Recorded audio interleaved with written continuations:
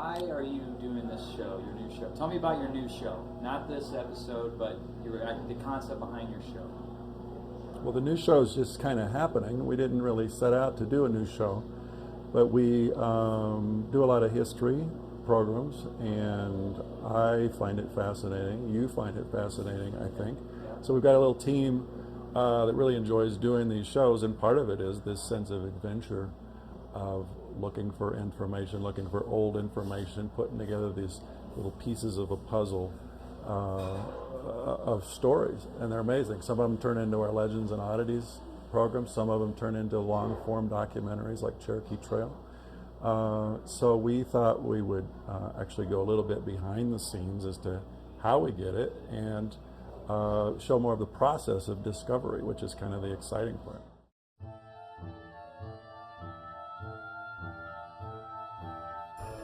If you sing or talk to me, I will retain your songs or words and repeat them to you at your pleasure. I can lull the face to sweet repose, or waken in the aged heart soft memories of youthful days. I can give you merry tales and joyous laughter. Well, what's this is your latest episode. Latest episode has to do with the Douglas County History Research Center, which is in the library in Castle Rock, where we do a lot of our research with Johanna and Sean and Annette and Cecily, who all work there. And they're really instrumental in bringing to us some of the stories that we pursue with either Legends or Oddities or our long-form documentaries, or even this show. Looks like an interesting place. The whole history of Douglas County in abbreviated form on the walls. Some UFO-looking lights up here. Nice comfortable rocking chair to come and sit. So the first segment is about Annette Gray, and she coordinates a lot of the transcriptions of the oral histories of the veterans from Douglas County as part of a national program called the Veterans History Project. Their particular focus at this point is to collect the stories of people involved in World War II, because they're the oldest ones. And so we're trying to catch those stories before they pass on. But it is any war. So it's World War II, the Korean War, Vietnam, Gulf War. We haven't gotten from the Gulf War yet. But it's not just veterans. It is, we're looking for stories for people that had a civilian role supporting the war efforts. So we would dearly love to get somebody that, say, was working in one of the munitions plants or airplane plants back here. Like DuPont. Mm-hmm. Yeah. So supporting that effort on the home front as well. We're in partnership with Douglas County Veteran Services Office, and we work with Henry Bonet and Barbara Belt, who is one of their volunteers, and she does the actual interviewing, and she has one other interviewer that's working with her as well, Mr. Bruce Morse, and they collect the interviews, they do the interviews, and then bring them in here, and I prepare them, and we ship them off to the Library of Congress. We're in partnership with the Library of Congress. We're an archival repository, so we keep the original of the transcript of the audio tape and send copies to the Library of Congress, and they input it into their database information so that people can go through the Library of Congress, the Veterans History Project website, which is a very good one, and check out who's in the website, if somebody's doing some research on a particular war or a particular battle or a branch of the service or any kind of, there are several different criteria that you can do searches on, and you can do it back there, but we keep the originals that we have here. We make copies of photographs and personal papers that the veterans bring to the interview, and then we give them back to them. We keep the copies of them, and we have approximately between 30 and 35 so far that we've collected. Okay. Can you show us Sure. some of the materials that you have? This is one of 3 notebooks that we have so far set up outside for patrons to look at, because we want this readily accessible to library patrons to come in. And what it is we've got tapes so they can listen to the tape. All they have to do is just ask us. We have audio equipment so that they can listen to the tape. Are these all unedited? These are unedited. Okay, and then you have transcripts of them as well. And we have transcripts. We have right now. We have 2, 3. We have 3 volunteers that come in and are listening to the tapes and doing transcripts, and they're fantastic. We have really good volunteers, and so they are typing these in. We have full transcript. We have Some photos, it looks like. We have photos. The photos we're keeping inside here in our photo storage safe. But if anybody is interested in looking at the photos that come with that the veterans are producing for the interviews, we're more than happy to bring them out. We have some research material that we've done when we have questions when we're doing the transcription. Sometimes we do some research, and I include that in here. For most of them, we have an AV log so that you can look at the AV log, and it provides a synopsis, basically, of the transcript, so that you don't have to read the entire 30 pages to find out that this isn't what you're looking for, that kind of thing. So we have 3 of these set out on the table outside, readily accessible. As we get the rest of them done, they will be out there as well. And then this is what the photographs look like. What we do is we take the originals that the veteran brings in. We have a photo lab up in Denver that we use, and they take pictures of the pictures. So we have the negatives as well, so that if somebody comes in that's a family member of one of these guys, we can get dupes for them, we can make photographic duplicates of them, but it's also for research purposes as well. And so we keep these in here. Mm-hmm. They're pretty cool. We have a little bit of original items. Most of the guys don't want to keep their original things. But we've had a few that have brought in some original things. We have, one guy was 82nd Airborne. So we've got, I think, 8 issues of the first newspaper for the 82nd Airborne in Berlin, which is totally cool. Nice. Yeah. Nice. So you keep duplicates of these here, and then you also send them to the National Archive. So, yeah, and we're doing that because we have the archival capability to store the stuff, but it also makes it easier for researchers. If they're in the Douglas County area, they'll come here, obviously. But there's also the ability for them to do research in DC as well, too. Cool.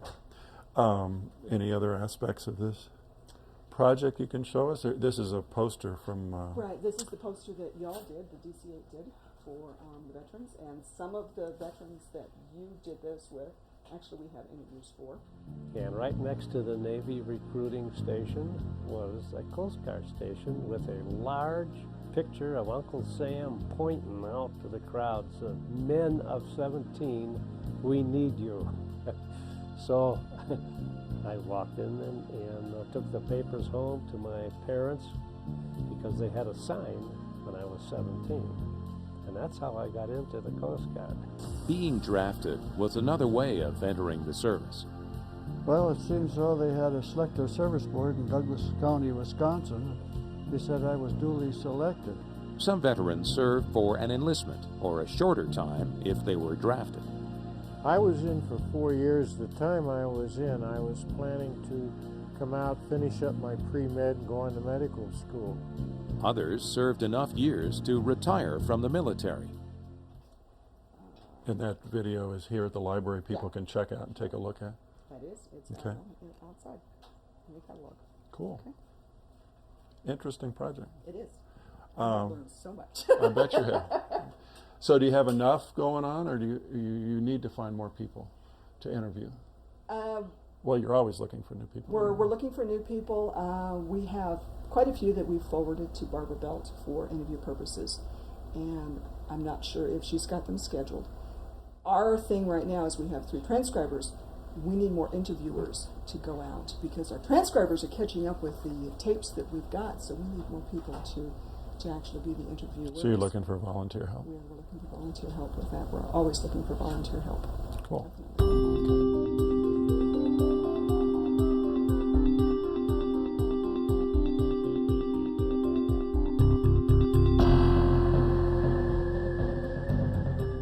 If you know of veterans who have stories that should be told, get them involved in the project.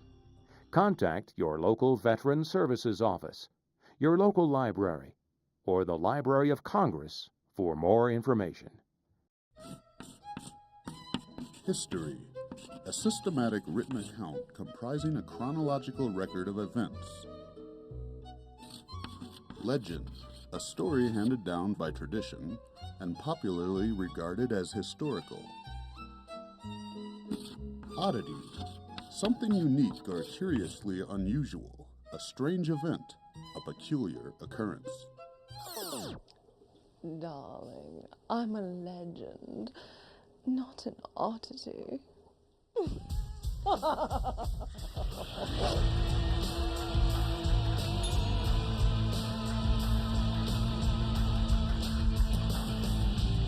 All the history your teacher wouldn't tell you or didn't want you to know. Legends and Oddities. Only on DC-8.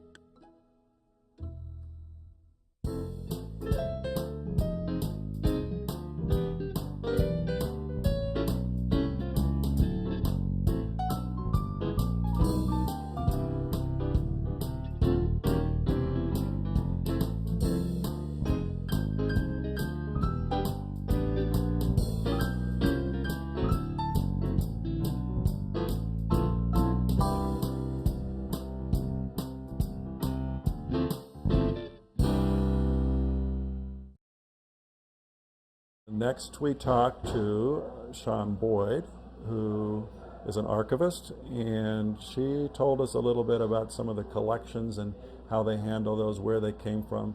She was also responsible for putting together the website of Douglas County History, which is accessible, and she'll tell us about that.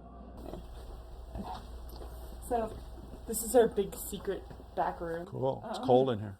It is a little cold in here. Actually, we have, we try to keep the temperature and humidity constant. And this is, of course, it's switched. It's usually. So what's so special about all these materials in here? This right here is kind of our Colorado history section. That when people come to the library and ask questions about Douglas County history or Colorado history, we use these materials to answer it. So we've got all kinds of weird things here. There's like, reports on our archaeological surveys of the 20 Mile House. And what's the most interesting thing here? We had a guy who lived here named James Abbey, who was a photographer. Oh, yeah. And he lived down by Perry Park. He was like separately. A Hollywood photographer, right? Yeah, he was one of the first sort of fashion photographer types or news photographers. He went and interviewed Joseph Stalin and lots of celebrities. I think there's another interesting story about John Perry meeting him on a train somewhere and inviting him out. Yeah, and it was just kind of a casual thing. Like, and he brought his, come out to Colorado he brought his family and stayed with him for a year or something? Yeah, and they kind of set him up on a little piece of land on the ranch there, and then they did eventually end up building their own house. But his kids wrote a book, which I think is here. They wrote a couple of books, actually. One of them was called Around the World in 11 Years.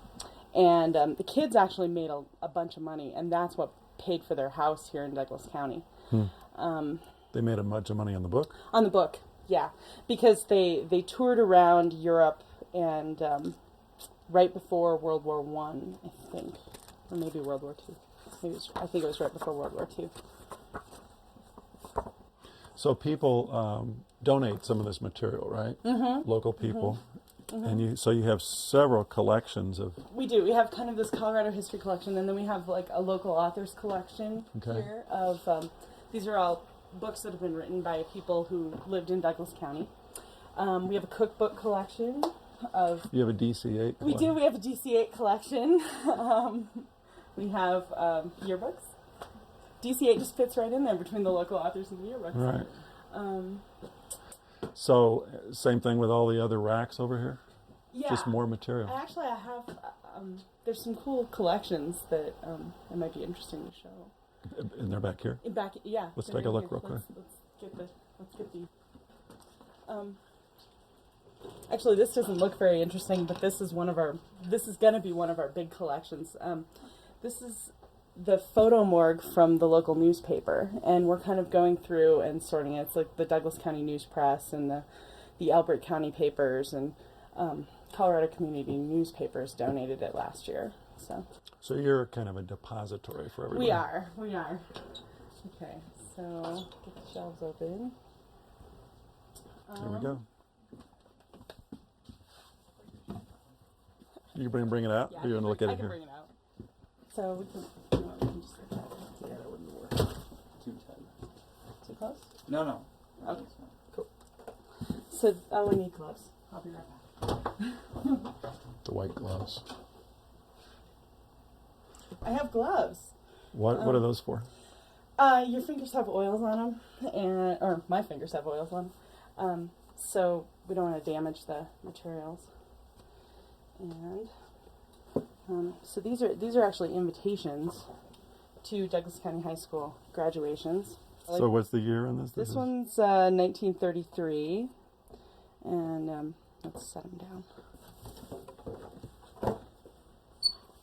And then this is 1920. And what one of the things that I did was I went through all of these, and I copied all the names down, and we put them on our website, which I do as well. I maintain our website. So now anybody from anywhere in the country could go through here and find out when Rudolph Amen graduated from Douglas County High School. Or those other people. Or anybody else, yeah. So that was my question. One of my questions is what a lot of people would ask, what value does this old stuff have? I mean, why is it so important to you? I think it lets you not only find out where your specific family has been or where this specific community has been, but I think it informs kind of the historical narrative as a whole. It speaks to all history is local in my world.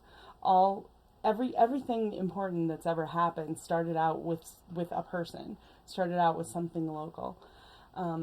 So us collecting things like commencement programs helps tell the story of what happened in Douglas County, as well as what happened in the West, as well as what happened all over the U.S. So all that is important in a bigger picture than just the family history as well. So how many collections like this do you think you have here? Right now I think we have about 200. They're not all completely, to this level processed, done, ready for the public. But we're always collecting stuff. We're always getting new things. We get scrapbooks and photo albums and maps and aerial photos and all kinds of things. And we kind of try to make sense out of them and then create guides so people can find the information again. And you're always looking for more. We're always looking for more stuff, yeah. I mean, we have a few empty shelves. Not a lot, but we got So if, some of these materials are valuable to the family members for keepsakes. So you're willing to copy them. Yeah. And people can keep the originals, right? Right. We can make copy negatives. We have a really good scanner. I can scan things. And people can keep their original objects, but then share it with the community, right? So that anybody could, find out what happened on that ranch or find out what happened in Castle Rock in that house, so that when the people who live in the house now come to us and say, "What's the history of, this piece of land?" we can try and tell them that. Right. Cool. So cool. Anything else you got from you're kind of the keeper of the collections? Is that? No, actually, what's your does role? A lot of that. I do the website. And tell us about the website. I mean, that's pretty. That's DouglasCountyHistory.org. I have pictures of from throughout Douglas County's history. I have a timeline of Douglas County history. We've got collection guides. which are the guides to those boxes in the other room, and they tell you what's in there, what they're about.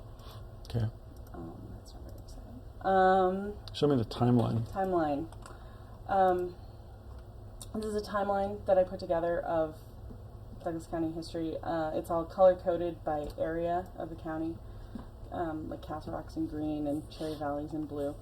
And we pulled together pictures from all over. A lot of our pictures. And then we've replicated this in a display out in the front as well. So when people come, Are any of these photos printable if somebody wanted to print, or what's the deal on that? Are they copywritten? They do have copyrights.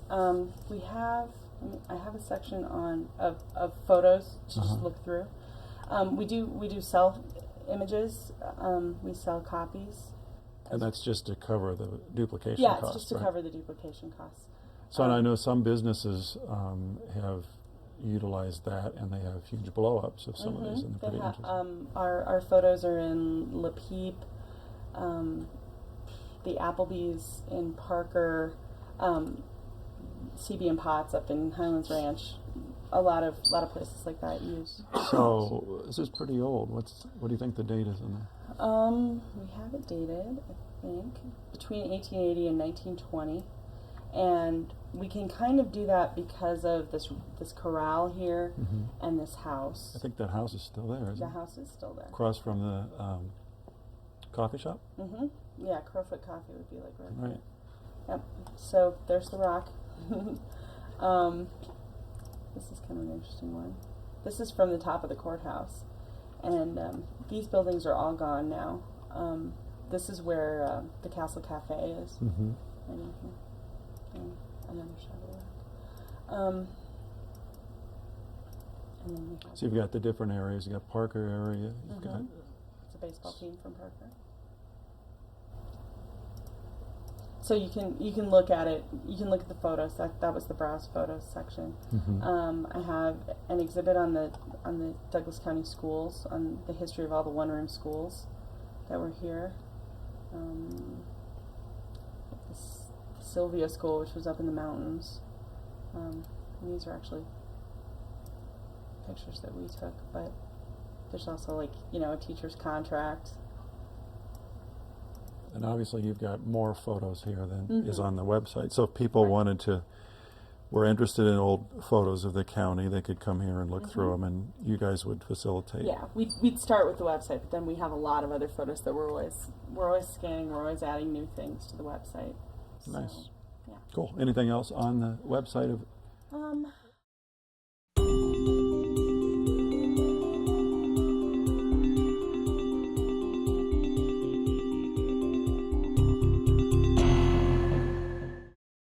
Welcome back to our show. Time for round 2. Here we go. UFO in Castle Rock. The world's tallest tower. Good answer. The Viewmaster Girl. Johnny Dirk. How about apparitions and flies? Well done. Well, we're out of time, but tune in to Legends and Oddities, and you can win too. Cecily North is the newest member of the Douglas County History Resource Center, and she had an internship at Ellis Island at the Statue of Liberty in the past, I think last year. So she talks a little bit about that experience, and then she shows us how to do online genealogical research connected in through Ellis Island, and how we can access that looking for some of our own ancestors. So you're, Cecily, you're the newest person here. I started in January, and it's nice to be home. I did my community service in high school for Johanna, so it's nice to be back and be doing what I like to do and be able to work with great people, and be in Castle Rock and be home and recognize things from my childhood that I remember. So what was your what did you study to prepare you to do this? Well, my degree is in architectural history, but then I went to New York for 4 months and did an internship there in archiving at the Statue of Liberty National Monument in Ellis Island Immigration Museum, and that's kind of how my background started, and they found out here that I did that, and that helped me to get the job. And I volunteered here after that, and they liked me so much that they wanted me to come. Cool. Cool. So your project in New York, tell us about that. I was there for 4 months. I was actually with the Student Conservation Association. I don't know if I have any of their stuff. I have posters and things like that. And they essentially offer internships to college students and high school students that are looking for a way to get out and get experience, and they provide housing and things like that for people. It's offered all over the country. You can go from anywhere from 3 months up to a year or more at various national parks across the country, and they provide just amazing experiences for everybody, and it looks really good on a college transcript and resume, and that's how I got connected to the National Park Service and working for them at Ellis. So it was really interesting because I had never known about them until I did a Google search one day and just said, hey, SCA, you know, they'll hook you up with this. So it worked out really well, and it happened really quickly. I applied it, I got called in December, and I was there a month later. So be prepared for a really quick process. Cool. So what'd you do there? What'd you learn? My job technically was to archive the blueprints from the restoration of the statue in 1986. And they had a ton of drawings and memos and just all the stuff from that time period, letters from people saying, you know, we want to donate this to the statue. One guy made like a 6-foot-long pair of sunglasses for the statue, and they're like, no, we don't need that. But I mean, it was things like that, and they needed to know, you know, who wrote in and that kind of stuff. So I was there to sort of put everything in order so that they knew what they were doing. So that got you interested in genealogy then as well? They do. They offer at Ellis itself. You can go in and they have computers set up, and you can go and search for your ancestors that came through Ellis, and you can print out a manifest, and they'll give you the ship's manifest. They'll also give you the information of the actual ship that they came over, and it's anywhere from, I believe, 1892 to 1924. That was the big time period for immigration through Ellis. As much as 17,000 people came through in one day. And we've actually found some people here that came through Ellis that came to Castle Rock, so that was really interesting to find that connection. So like, I know some people came through Baltimore. My grandparents came through Baltimore. You can find that online as well? I'm sure you could. Cool. The Ellis Island one is specifically for people that came through Ellis, but I'm sure that there are other websites for people that came through other locations like Angel Island in San Francisco and things like that. What can you show us online how somebody might do a search and utilize this information?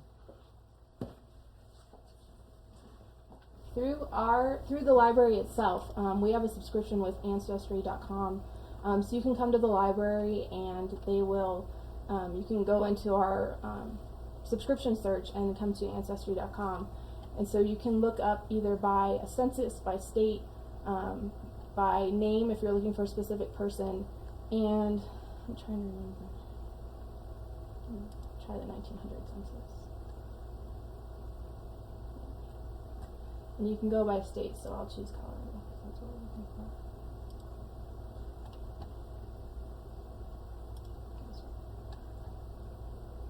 So you can go here and through Ancestry you can find census records, you can find draft card records, Social Security records, things like that. And these are actual copies. And this is a copy of the 1900 census for Castle Rock in Douglas County.